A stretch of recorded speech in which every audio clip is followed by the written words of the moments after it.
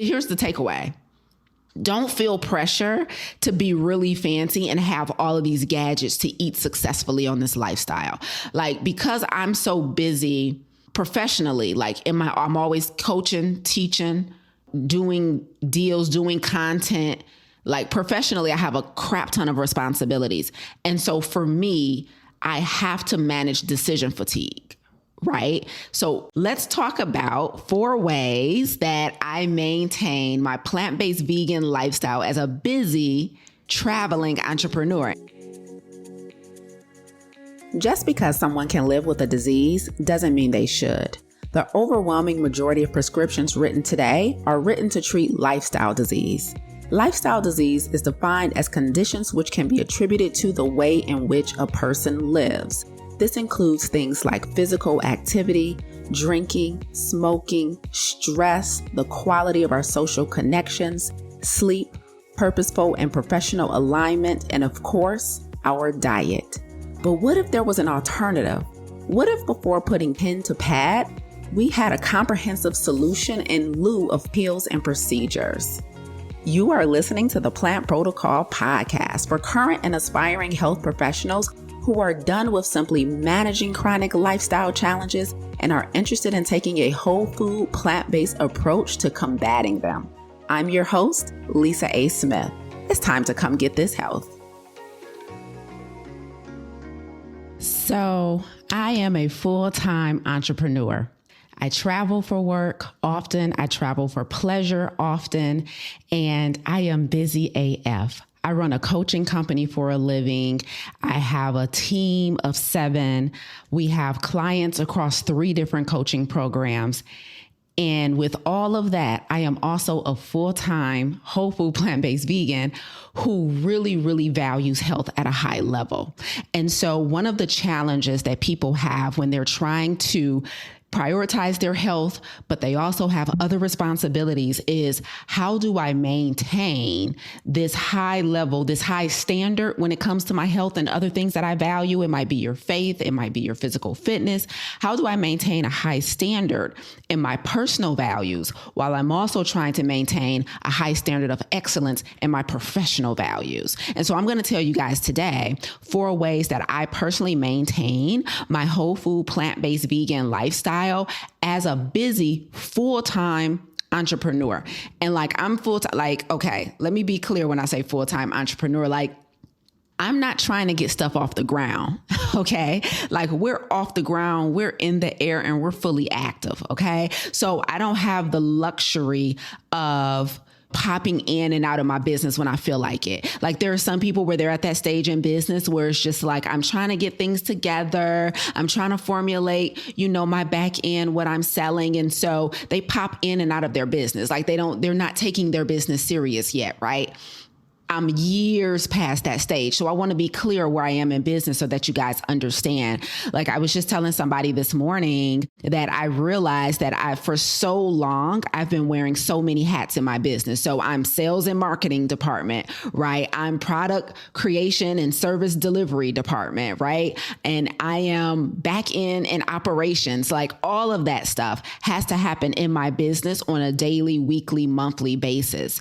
And so when I say I'm full-time in my business, this is what I do for multiple hours a week, right? And I'm going to do a time audit, I think, soon to get an idea of how many hours I really work per week, because it's a lot, right? And my business requires a lot. And I also love it, which is also part of how I trick myself into thinking that I don't need as much time off, is because I actually love what I do. But I also value health at a high level. So I would say on my personal value scale, health is actually not my number 1 value system, but it is in my top 3. Okay. And because I value health so much, and because I have a company where we prioritize the health of other people, I have also a fiduciary responsibility to be healthy. And so I have to make sure I maintain my value system in the midst of being super busy as an entrepreneur, right? It's super important that I prioritize health, right? And so let's talk about 4 ways that I maintain my plant-based vegan lifestyle as a busy traveling entrepreneur. And this is really apropos because I was just in LA 2 weeks ago. I'm in Austin this week, right? And so we just got stuff coming up, right? And so like the things I'm about to tell you guys is like things I really do. It's not things that I've done. It's not things that I like suspecting could work. This is what I have to do in order to maintain my health on a day-to-day basis, busy as heck, but then also on the road when I'm traveling. So shout out to Dr. Travis. Got your pen and paper ready. Let's go. So here it is. The first one is very simply, the number one tip I give our students when they are trying to be plant-based in their life is you have to demand inclusion. So let me explain to you guys what that means, because so many of us are trying to make changes in our life personally, and we're sometimes so pressed about keeping it so close to the chest that we sabotage our own experience because we're trying to either stay private or we're afraid of public failure. And so we sometimes don't do ourselves a due diligence and do ourselves a service by demanding inclusion. So one of the ways that I make sure that I'm able to adhere to my whole food, plant-based, vegan lifestyle, no sugar, I'm not a junk food vegan, on the road is I demand inclusion. That means when it comes to speaking gigs, when that comes to work meetings, when that comes to conferences, when that comes to long flights on an airplane, when it comes to booking my accommodations, I demand inclusion. So let me give you guys a couple of examples. So when it comes to gigs, for example, when I was in LA last week, I was going to a vegan event. I was speaking at the Vegan Women's Summit. And so I wasn't worried about being able to eat there. Okay, no problem. However, in 2 months, almost 2 months. Yeah, in 2 months, I'm going to be in DC for another speaking engagement, right? And at that speaking engagement, that's not a vegan event. It's not a vegan conference. And I'm going to be at that speaking engagement for 5 days. I'm speaking multiple times over like 4 or 5 days, right? And so when she booked me to speak, she wants me to specifically come speak on plant-based living, plant-based nutrition. And I told her like, okay, that's cool. I know this isn't a plant-based conference. However, I'm going to need you to make sure I'm accommodated dietarily over the course of these 5 days. Like I'm not just coming in to speak for 1 hour on one day of her event. It's a multi-day event and she wants me there for multiple days. So she's, booking my travel, she's booking my hotel, but also I was like, yo, at the conference, because you want me there for hours every day, don't have me in there when I don't have anything to eat. And so sometimes when we are living a lifestyle and we have core values, but we're living a lifestyle that many people don't necessarily live, and we know we're the minority, some of us have apprehension about bringing up our preferences or our lifestyle because we don't want to be a problem, but they want you in the room, right? And so I had to recognize that for this gig, like, yo, I'm gonna need you to have me I don't want scraps. Like, don't come in here with no romaine lettuce and tomatoes and cucumbers. Like, I'm gonna need a proper meal every day. So let's figure out how we can make that happen. You can either work it into your catering, whoever's catering the event, and tell them you're gonna have plant-based people at the event and we need options, or you can do something special for me on the side, give me a stipend or something and pay for me to get food delivered to the hotel or wherever the event is. But you got to demand inclusion. Like there's no reason I should be somewhere for 5 days working for someone else or another entity and things like my dietary preferences are not taken into consideration, right? And so I demand inclusion when it comes to gigs. I also demand inclusion when it comes to work meetings or when I travel. So like when it comes to work meetings, I make sure if this is going to be a work meeting where there's going to be food, again, I tell the organizer, hey, I'm plant-based vegan. This is what vegan means, because vegan people think it means vegetarian. They'll still have a bunch of eggs or cheese on stuff. And so I make sure I tell people like, yo, this is how I eat. This is how I don't eat. I need to be accommodated if if we're going to do this thing. Otherwise, let's not even meet at a restaurant. I'll eat beforehand and we can have a meeting somewhere else, right? But then also on airplanes, right? When I fly long flights, right? You got to make sure that the airline knows your dietary preferences. I made the horrible mistake one time of thinking I could choose a vegan meal when I was on the plane. I didn't know at that time that you had to select, if you had special dietary requests, you had to select it before the flight. I took that whole flight with no food. It was brutal. I can't remember what country I was going to, but it was crazy, right? And so demanding inclusion, but I also demand inclusion when I travel, when it comes to like lounges and things, right? In the airport, like super important. And so just making sure, because I fly mostly Delta, right? So on my Delta profile, I've marked myself as vegan. So all of this is like super important because you just want to make sure that you're not the problem. Like sometimes you're the reason you don't have options. You know what I'm saying? Because you're not telling people. And so I'm going on a retreat. We're taking our clients on a retreat in a couple of days in Austin. And I have a travel coordinator that books all of our travel for my company, right? And so last year we took our clients to Portland, Oregon. And then another retreat we did last year was to Arizona, Carefree, Arizona. And then this week we're going to Austin, Texas. In the fall, we're going to Mexico. And so I have a company that books all of our travel. Shout out to Nia. She's phenomenal, right?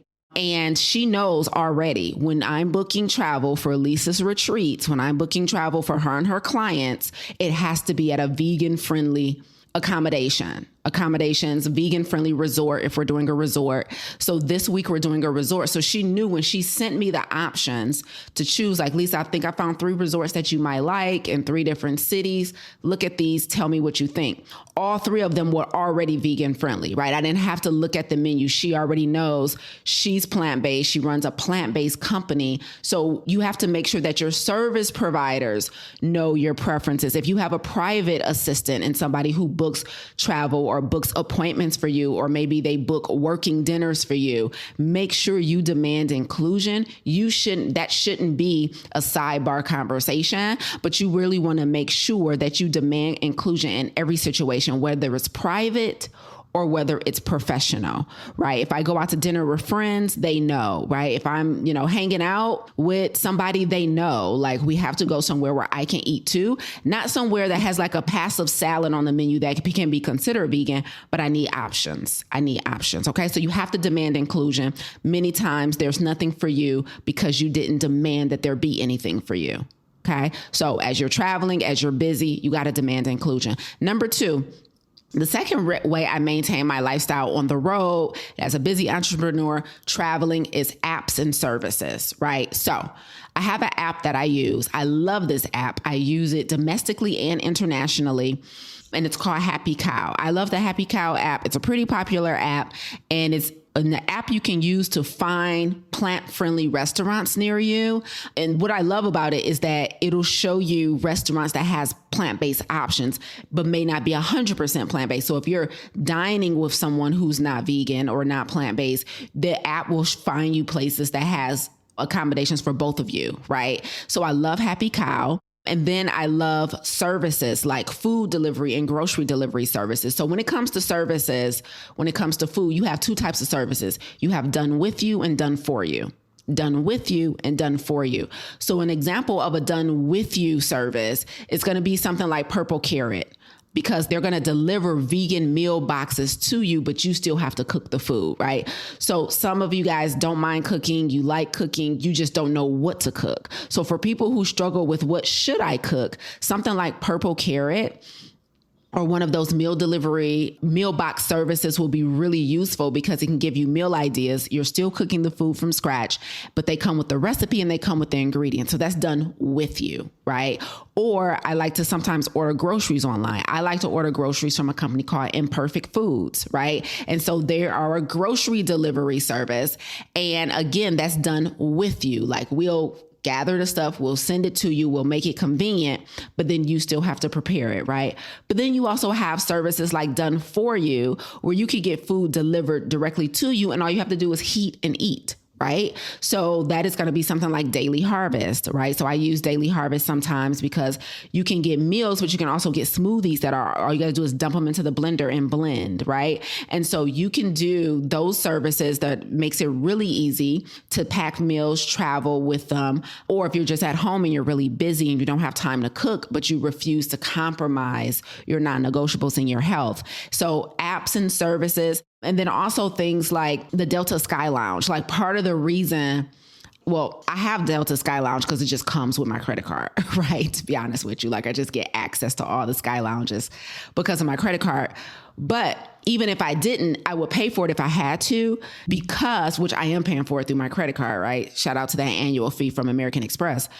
But I will pay for it because at the airport, the Delta Sky Lounge almost always has vegan options for me when the airport may not, right? But the Sky Lounge will, especially if I'm in certain cities like Austin, Portland. There's just certain cities who are just naturally vegan friendly, and their Sky Lounge at their airport reflects that. And so I pay for services where I know I'm going to have options as well, right?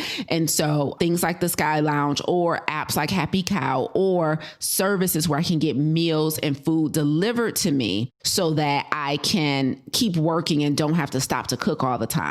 So that's super important. And even you guys already know things like Uber Eats and things like that, because if I am at a conference where I couldn't demand inclusion. So let's say, I go to a speaker conference or I go to a personal development conference and I really didn't get to have a say in the food that they're going to have there. Then I have like multiple times in the past, just ordered food from my phone, get it delivered to the hotel at the conference, right? So just getting food delivered to wherever the conference is being held is a thing, as you guys know, right? That's a no-brainer. But like, you don't have to suffer through trash options at these events, right? Like, it would be ideal if you reach out to the organizer before the event, like, hey, just checking in. I want to make sure you guys are going to have vegan options.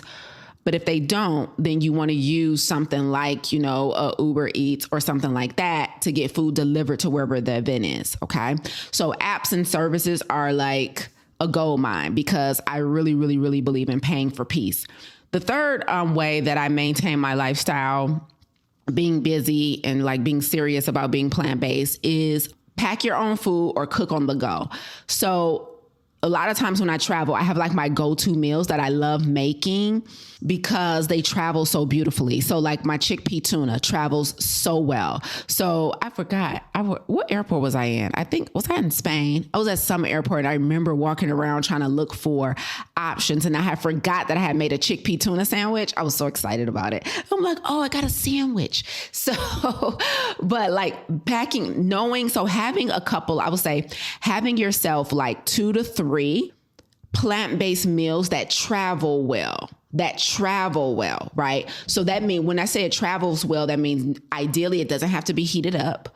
It will taste good, room temperature. And ideally it doesn't even have to necessarily be refrigerated. So for me, that is definitely my chickpea tuna. It travels well, and something that's easy to eat on the go. Like, I usually won't make something that's hard to eat. Like I'm not going to make my favorite meal, which is quinoa meat tacos or nachos, because that doesn't travel well, right? You got to put too much stuff together unless I do like a taco bowl. But then sometimes the shell will get hard, but then I like my shell to be heated up in the oven. Like, I'm too picky, right? And so I won't make that for the go, but I will make my chickpea tuna. I will make my veggie sandwiches, but I got to be careful there because sometimes my avocado makes the bread soggy. So you got to know these little things that, like, if I open this up 4 hours from now, will it still be yummy, room temperature, nothing soggy, nothing has to be heated or refrigerated. So you want to have a couple of meals that travel really, really well. And for me, that's definitely my chickpea tuna. That's always my homemade banana bread. I love making my banana bread to take on the road with me. I love making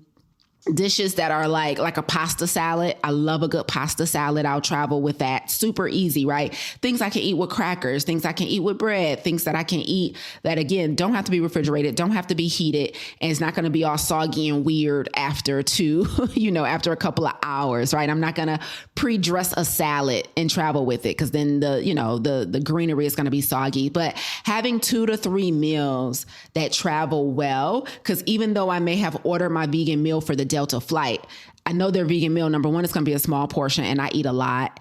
And then I also know that it's probably not going to be the most optimal. Like, they're going to have a crappy dessert in the vegan meal that I'm not going to eat because it's going to be sugar. So it's still not going to be enough. So I'll still take my food with me on a flight.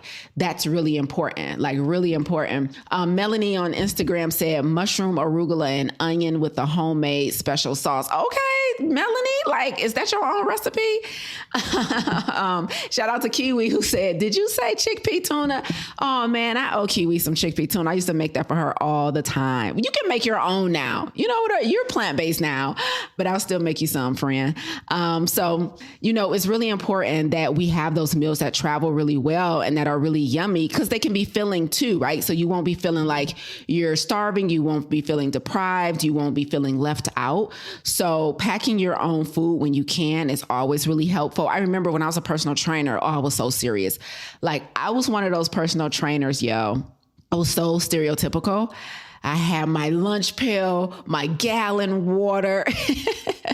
I was like the poster child for personal trainer. Only wore leggings, because y'all gonna get these quads, right? So like I was the poster child. I still got a couple of my lunch pails. I still got one of my lunch pails on top of my refrigerator right now. Like I was the poster child for taking my food with me because it was also kind of a flex, right? Like you be out with people or you're in the gym or you're somewhere. Like I would be in a hairdresser. I would be at some personal appointment. I'm pulling out my lunch pail, pulling out my meals. Like, nah, y'all eat that crap. I come prepared because I value my health. It was such a flex. It was such an ego flex. I'm pulling out my healthy food, got my lettuce, got my spinach, right? So now I got to pack my food sometimes out of necessity, but it used to be a flex. I ain't gonna lie. And so, but packing your food, having your meals is super dope, especially if it's a road trip. It's the best, right? So I still to this day, like I go on a road trip with somebody, I make sure both of us have like food. We got bags of stuff. Like I'm here for the recyclable grocery bags. I got like 1 million of them. And I'm always like, throw some crackers in there, throw some fruit in there, throw all your favorite things in there, throw some pasta in there, right? And so that's still a thing. And it really, really helps out a lot because there's so much guilt that sometimes comes with eating junk. I know y'all know, right? Like it switches quick. Like initially you're looking forward to eating a little bit of junk and then you reach your threshold of junk and you like, I can't. I'm not eating another French fry. I'm not eating another, like, I feel like I'm dying a little bit. You know what I'm saying? Like it switches quick. Like you be looking forward to traveling because you like, ooh, I'm gonna eat good. And then you be like, ooh, this is going too far. Like I need an orange or something. I need a kiwi. You know what I mean? I need a banana. And so be mindful of that. I would say another one before I get to number 4, a bonus one that I think I forgot to mention was when I travel, especially if it's for leisure. So when I travel for leisure, one of the things I love doing is looking for vegan experiences to pay for. So when I went to Spain in 2020, I did Spain for a week by myself. And I did like the Barcelona and Madrid, right? And I went on Airbnb experiences. And I found a vegan food tour, right? So it was super cool because number 1, I get to learn where all the vegan friendly places are in the area. And then I just have the experience, right? And so when I was in Spain, I did a vegan food tour where they took you around the city. And I can't remember if it was Madrid or Barcelona, but they took you around the city and you sample, vegan food from all these different dope places in the city. So I was trying stuff and I'm like, oh, I'm coming back here tomorrow for lunch, right? So it was a super cool way to learn more about the city I was staying in and most importantly, learn where all the vegan and plant-based friendly places were. So book experiences like a lot of these cities too, they'll have one of the experiences I was trying to book for my clients this week. We're in Austin, the resort that we're staying at, for example, they have a plant-based cooking class. And so I was like, oh, I should book this for our clients, but the times didn't align with our schedule. But they have a plant-based cooking class on the resort. So also book experiences that incorporate your lifestyle because you get to have fun, but then you also get to discover and learn some stuff. So I do that a lot when I travel for leisure is I book plant-based experiences. Super dope. And so finally, number 4, the 4th way that I maintain my lifestyle while traveling, being busy or whatever is at home. At home, I really believe in paying for peace.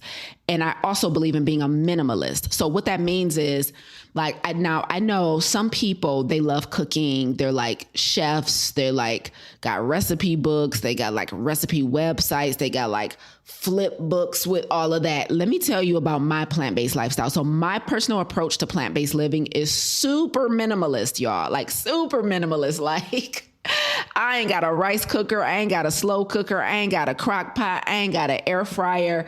Like I am very unsophisticated in the kitchen. Matter of fact, I have one pot. Yep, it's me. It's me. If everything don't fit into that one pot, then we not eating today. Okay. I have a pot. And what's the other thing called that you boil stuff in? That's called a pot. What's the other thing called? Like a saute pan? It's like a saute pan, but it's deep. You know, it's not like a pan that you would make pancakes in, but it's like, it got a little depth to it. Whatever. I don't know the name of kitchen stuff, but okay. I have one big, like, deep pot that I cook stuff in the stove, and I have one pot that I, like, if I need to boil pasta or something, like I made some corn on the cob the other day, and I boiled me some corn on the cob. It was so good and juicy, by the way. So, like, I'm a minimalist. Like, I only wash one pot every day out to cook. Like, this is how much I don't have time to be thinking about stuff. So at home, here's what works for me. I know some people are cooks. I know some people love having recipes and love being fancy. Like, ooh, I want to try these vegan crab cakes. Like, ooh, I want to make vegan pulled pork or vegan ribs or stuffed peppers and all of this. Let me tell you something. If you eating with me, if you eating over here, the amount of simplicity that's going to happen is probably going to be, it's either going to be real, real attractive or real, real boring. I don't know. But I would throw a stir fry together. I probably think the most complicated thing I make is my quinoa meat tacos that I make about once a week because I love them so much, because that requires the stove and the oven. I'm like, whoa. 2 kitchen appliances in one meal, you're going too far now, right? More than 2 kitchen appliances in one meal is too much for me. Like, if we use the stove and the oven, that's it. Like, we not also about to be blending. I don't have a food processor. I need y'all to understand how little I have in my plant-based kitchen. Okay. And so here's the takeaway. Don't feel pressure to be really fancy and have all of these gadgets to eat successfully on this lifestyle. Like, because I'm so busy professionally, like I'm always coaching, teaching, doing deals, doing content. Like, professionally, I have a crap ton of responsibilities.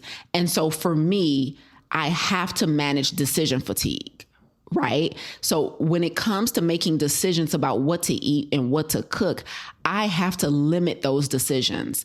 So everything from, like, what to cook in, how to prepare this, what about sauces, what about salad dressings, preserving this stuff. I just don't have the mental capacity to think about that, nor do I have the desire.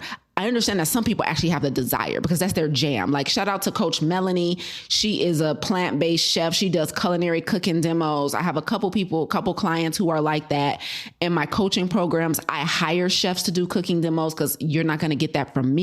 I did them early on in my career. Don't like them. Hate everything about it. I'm like a really clean. I hate for my hands to get dirty. I hate mess, right? I just don't like mess. Like, everything needs to be wiped down after everything I do. It's too much. So I need things to be simple. I need things to be clean, and I need things to be quick. And so for me, it's going to be a quick stir fry. For me, it's going to be a quick smoothie. For me, it's going to be like a quick taco, a sandwich, things like that. That just has to be easy. And so for you too, if you're busy and you're new to this lifestyle, do not let these professional cooking people convince you that everything requires a recipe. I do not use recipe. I got like 4 or 5 recipe books in my kitchen that are collecting mad dust. Cause I can't handle recipes. Right. And so, like, I have to just be able to not think about that. Cause while I'm cooking, I'm listening to a podcast. Like, while I'm cooking, I'm creating content in my head. Like, while I'm cooking, I'm planning what I'm about to coach or do this masterclass on. I just need my mental real estate to be doing something else while I'm cooking. Right. And so do the same thing for yourself. Pay for peace.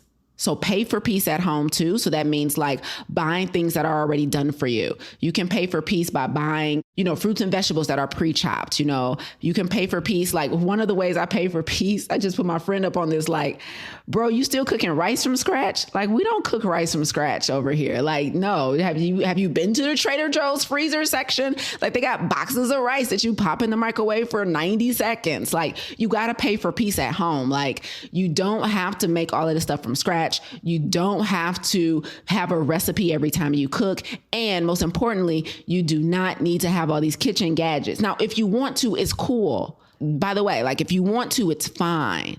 But I have 2 kitchen gadgets. The first one is a blender. The second one is a kettle because I drink tea. I can't even do nothing with a kettle but boil water. Those are my 2 kitchen gadgets, a blender and a kettle. Okay. Lisa, do you approve of using an air fryer? Yeah. But do I personally use one? No. Why? Because it takes up too much counter space and I don't understand it. So I will eat air fried foods, but I don't have an air fryer. I used to have a toaster oven that wore me out. I need y'all to understand, I literally only have the patience for things that happen in my office. I don't have the patience for things in the kitchen. And so if you are like that, I want you to know you can still live this lifestyle at a high level.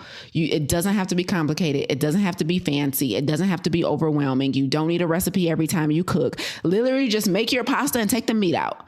Just replace your meat and your spaghetti with mushrooms and vegetables and call it a day. Everything don't have to be a 10-point recipe. You don't have to be in the grocery store looking for these hard to find items because you need them for this one, because you're trying to recreate an Indian dish. I remember I made a curry one time. I'm like, this is dumb. Get somebody else to do it. I'm not doing this. You want me to measure what, then chop what? Wait, I need fresh ginger and garlic. Oh, I need coconut milk. Oh, I didn't get the curry powder. Wait, now I need turmeric. Wait, I'm like, you know what? Who's delivering the Indian? From that day to this one, I ain't had Indian food since. I just can't handle it. I cannot handle it. So if you're like me, I want you to know it is possible. You can do it.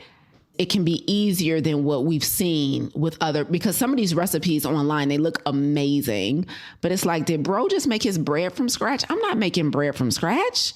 That's why people get turned off by this lifestyle, because they see all this stuff is that what's required to eat plant-based vegan? Get somebody else to do it. But I promise you don't have to make your bread from scratch. You don't. You only have to learn how to read food labels. That's it. Pay for peace. I'm a big proponent of paying for peace. I want to pay everybody to do everything as much as possible for me. Right. So you don't have to make your bread from scratch. You don't got to make your beans from scratch. You don't have to make your rice from scratch. Pay for peace. Now, you don't want junk to be added to it. Right. So when you buy beans, it should just be 2 ingredients, the black bean and the water. Right. When you buy the rice, it should be 1 ingredient. Trader Joe's, just brown rice. That's it. Right. So you don't want stuff pre-seasoned. You don't want stuff preserved. You don't want a bunch of added ingredients, but that doesn't mean you can't pay for peace. Okay, so it is a way to live this life more conveniently than what maybe you thought it was previously. And so it's possible. It's possible. Listen, if you want more tips like this, if you want to see what me and my team are eating every day, if you want to see how we live this no sugar lifestyle, this minimal oil lifestyle, then I need you to be in our 30-day vegan salt, oil, and sugar-free challenge. It is starting in just a couple of weeks, y'all, on June 1st. So far, we have 420 something people registered. I think that was the number last time I checked. We have 420 some people who are ready to come get this health, And so if that's you, if you're I need more tips like this, I need to figure out how to live this life in the most minimalist way as possible. I need to know how to make sure I get everything I need to live and thrive without eating animal products, then you need to be in my challenge, the Plant Protocol 30-day vegan salt, oil, and sugar-free challenge. If you are having health challenges and whether it be weight, it could be mental health issues, emotional health issues from the neck down or the neck up, and you want to see what it would be like to use food as medicine, then I want you to join me June 1st through the 30th. Me and my team of coaches, you got me, you got Coach Kiwi, the plant-based athlete, you have Coach Milan, plant-based weight loss coach, you have Coach Tiff, plant-based chronic disease coach. We all have phenomenal stories and experiences and testimonials that we're going to be sharing with you, how we all each individually live this lifestyle at a high level to maintain physical health, to maintain physical fitness, to keep chronic disease away, to combat being overweight. And we all have our super dope stories. So all of my coaches, we've been dropping content to our challengers all month of May. We still got another 11 days left in May. I just decided this morning that I'm about to drop some bonus content in the portal because I just want people to be ready. And so we have a challenge portal. We have a challenge Facebook group, and then you're going to get a team of live coaches, and we're going to be with you guys twice a week for the entire month of June. Whew, somebody schedule my naps. Okay, so I'm going to be with you guys Wednesday night, Saturday morning for the entire month of June. I don't know if you've ever been to a challenge where somebody has committed that much time to make sure you get the result and you ain't even got to pay for it. What? What? Come on now. Come on now. And so I need you guys to get in this thing. If you want to live this lifestyle, but you're not sure where to start, or maybe you've been living the lifestyle, but you know, like Lisa, I've been living kind of the low vibrational version of this lifestyle, and I need to get my vibrational frequency up, then make sure you're registered. The 30-day plant protocol, vegan, salt, oil, and sugar-free challenge. We're going to have a good time. I'm going to try and take a little respite, a little rest at the end of May so I can go hard with y'all in June. And even if it don't happen, what I know about myself is that I'm going to go hard with y'all in June anyway, right? Because my rest is my responsibility. That ain't on y'all. So I'm going to be showing up and we're going to be fully active the entire month of June. So come get this help. Click the link in the show notes, in the bio, wherever you are, to get registered for our 30-day vegan challenge so that you can take all these tips that I just shared with you and I can personally escort you through implementing them in your journey. Lisa, I'm traveling this week. What app was that? Lisa, I'm traveling this week. What's your favorite meal to cook on the road? We got you. We got you. So come join the 420 other people who've decided to come get this health, and make sure you guys get registered for the challenge. We're super excited to see you. So I will talk to you guys next Monday. That is my last live before the challenge. And so make sure you're back here so you can have all the information and data you need so that we can come out the gate strong, because for these 30 days, you're going into treatment. It's not just, oh, I just want to see what vegan lifestyle is all about. I'm just plant curious. No, you're going into treatment. And so I'm going to treat you like you're in treatment, and you're going to hate me. You're going to love me at the same time. And it's going to be a beautiful thing. I love it. It's my favorite way to be loved and hated at the same time. It's going to be so beautiful. So I will see you guys next Monday. You guys have a phenomenal plant-filled week. Bye, y'all. You tuned in today because, like me, you're a disruptor. You're passionate about health and you have firsthand experience of taking a whole food plant-based approach to combating chronic health challenges. You want to see lifestyle and dietary modifications become the norm in the way in which we practice healthcare. However, you need mastery around nutrition and lifestyle science, a better understanding of behavior change to improve client compliance, and confidence in your ability to effectively coach clients to adopting those lifestyle modifications. You need the Plant Protocol. Visit theplantprotocol.com to apply, and let's work together to improve the way in which we care for our most prized possession, our health. Thank you so much for listening today. If you enjoyed what you heard, please consider rating and reviewing this podcast. Until next time, remember, radical obedience is still undefeated. Stay obedient.